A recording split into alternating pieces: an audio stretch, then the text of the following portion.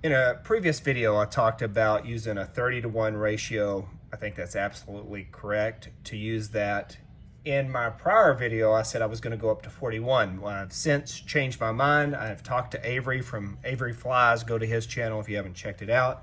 I completely agree with him, but I wanted to explain why I talked about going to 40 to 1 and maybe eventually going to 50 to 1 and why that's a mistake.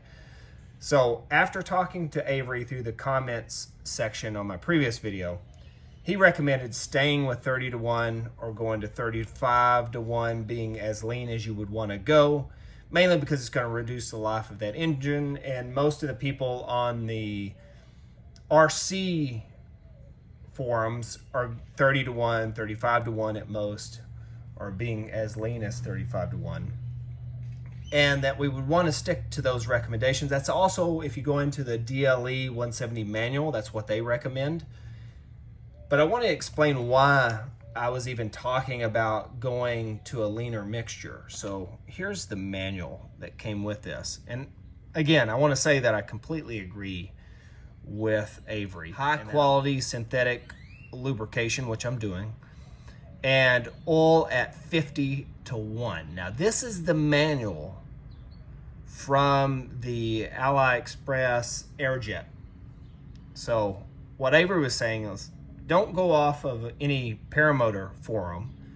Don't go off of what's recommended from this paramotor manufacturer.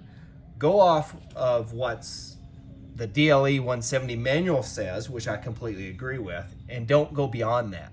RC forums have been using this engine the longest, and obviously the people that wrote the manual know this engine the best.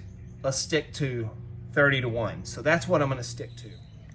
So let's talk about synthetic oil for just a second. So I'm using the Motul 2T, 100% synthetic, and I've used that in the Vitarazi 185, the Monster. That's what they recommend for it.